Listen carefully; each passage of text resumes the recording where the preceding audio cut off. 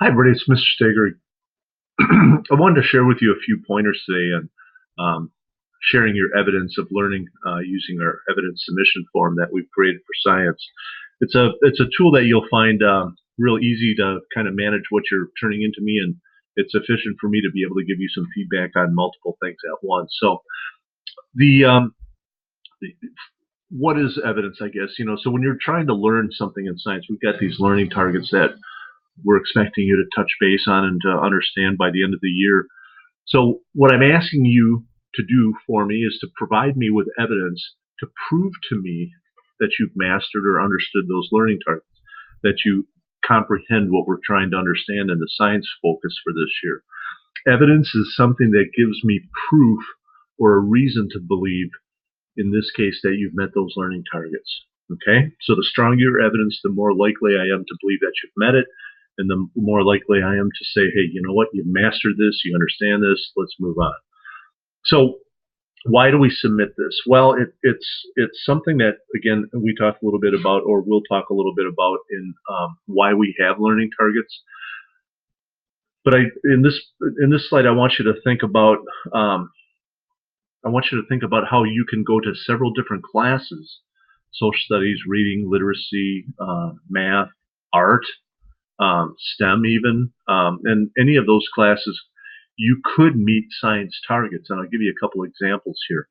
If we look at these circles and think of these different colored circles as three different classes, uh, they overlap a little bit. Now, if I'm in this circle here, let's say the green circle is science. This circle has learning targets.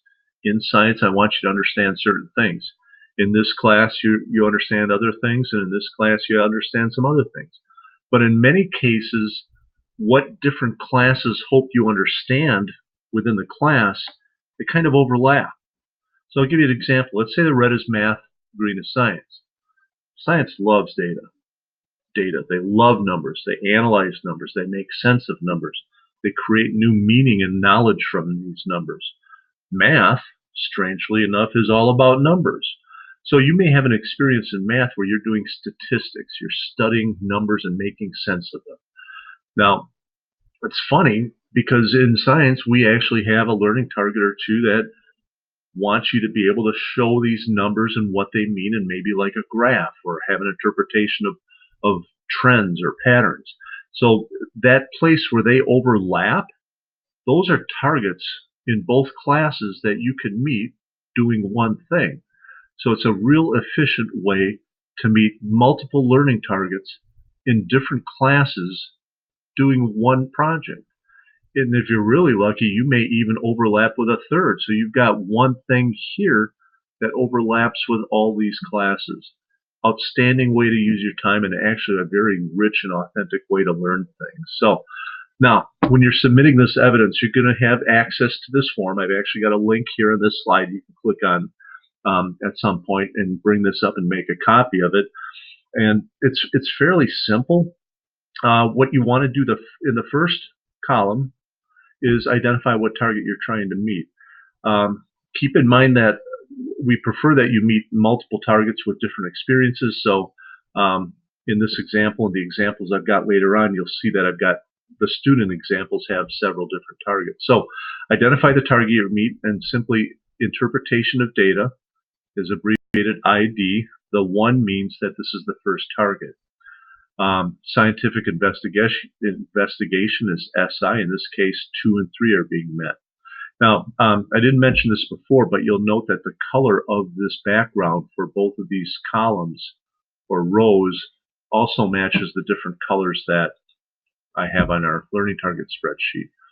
Give me a link to that evidence. That link can go to a video, an interview, an audio recording. It could be a link to a spreadsheet. It could be a link to a presentation. It could be a vast number of different things that you can use for evidence. The most important thing that you need to do, though, is on that evidence and on this document itself, please allow me the ability to comment. I'm going to score whatever you provide for me. If your score is a little bit low and you don't quite have that target mastered, I want to give you some feedback on what you could do to possibly improve that, or where I saw some deficiencies. If you don't allow me to comment or edit, I can't give you that feedback. So make sure that you allow me to at least comment on these. Finally, and importantly, your reflection on why you think that this link, this evidence, meets that target. So this is key. This grabs me. If you write this poorly, I'm not going to want to look at this, and I'm not going to want to deal with that. So grab me, hook me right here. So in this case, this student wrote to meet interpretation of data, learning target 1, with the evidence from their claim cite and cement. This student said, I think that my claim cite and cement piece shows that I met this target because it shows my information that I put in there relates to my claim and makes sense to use for my project. The information relates specifically to Asian carp and why they decrease the population of fish that are native to the Mississippi. So outstanding. I want to know more. I want to see what that evidence looks like. Again, just another reminder that when you share your link with me as evidence, make sure that I can comment or edit. Either one works for me, but I need to have at least those things done.